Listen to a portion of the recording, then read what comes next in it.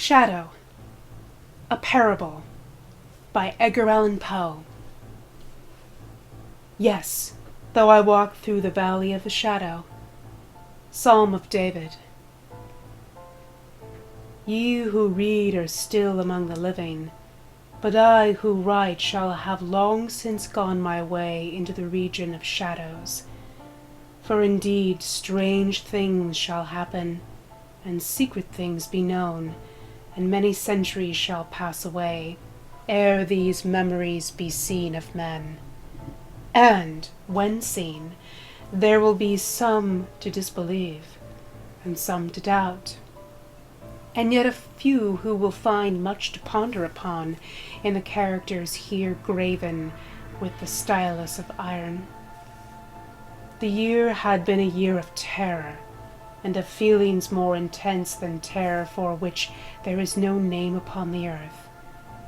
For many prodigies and signs had taken place, and far and wide, over the sea and land, the black wings of the pestilence were spread abroad. To those, nevertheless, cunning in the stars, it was not unknown that the heavens wore an aspect of ill, and to me, the Greek oins, among others, it was evident that now had arrived the alternation of that several 194th year when, at the entrance of Aries, the planet Jupiter is conjoined with the red ring of the terrible Saturnus. The peculiar spirit of the skies, if I mistake not greatly, made itself manifest, not only in the physical orb of the earth, but in the souls, imaginations, and meditations of mankind. Over some flasks of the red Chian wine, within the walls of a noble hall, in a dim city called Ptolemais, we sat, at night, a company of 7, and to our chamber there was no entrance, save by a lofty door of brass, and the door was fashioned by the artisan Kouronos, and, being of rare workmanship, was fastened from within. Black draperies, likewise, in the gloomy room shut out from our view the moon, the lurid stars, and the peopleless streets. But the bonding and the memory of evil, they would not be so excluded.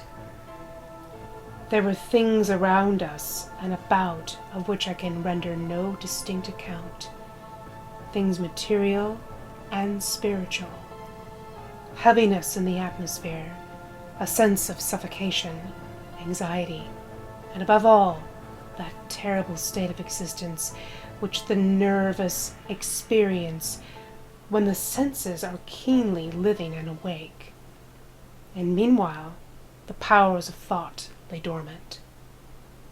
A dead weight hung upon us. It hung upon our limbs, upon the household furniture, upon the goblets from which we drank, and all things were depressed and borne down thereby. All things, save only the flames of the 7 lamps which illuminated our revel. Uprearing themselves in tall, slender lines of light, they thus remained burning, all pallid and motionless, and in the mirror which their lustre formed upon the round table of ebony at which we sat, each of us there assembled beheld the pallor of his own countenance, and the unquiet glare in the downcast eyes of his companions. Yet we laughed, and were merry in our proper way, which was hysterical, and sang the songs of Anacreon, which are madness, and drank deeply, although the purple wine reminded us of blood. For there was yet another tenant of our chamber, in the person of young Zoilus. Dead, and at a full length he lay, enshrouded, the genius and the demon of the scene.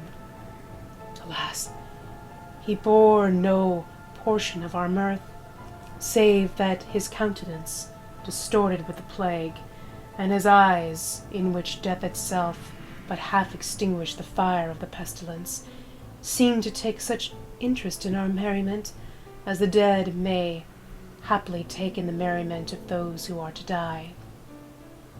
But although I, Oinos, felt that the eyes of the departed were upon me, still I forced myself not to perceive the bitterness of their expression, and, gazing down steadily into the depths of the ebony mirror, sang with a loud and sonorous voice the songs of the son of Tionus. But gradually my songs, they ceased, and their echoes, rolling afar off among the sable draperies of the chamber, became weak and undistinguishable, and so faded away. And lo, from among those sable draperies, where the sounds of the song departed, there came forth a dark and undefined shadow. A shadow such as the moon, when low in heaven, might fashion from the figure of a man. But it was the shadow neither of man, nor of God, nor of any familiar thing.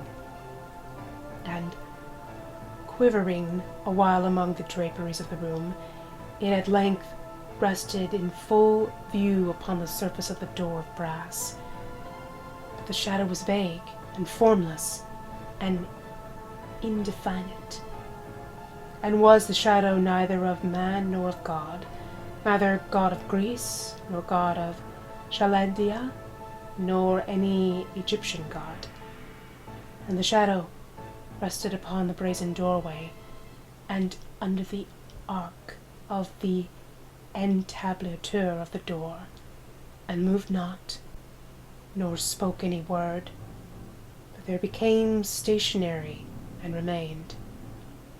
And the door whereupon the shadow rested was, if I remember aright, over against the feet of the young Zoiles enshrouded. But we, the 7 there assembled, having seen the shadow as it came out from among the draperies, dared not steadily behold it, but cast down our eyes and gazed continually into the depths of the mirror of ebony.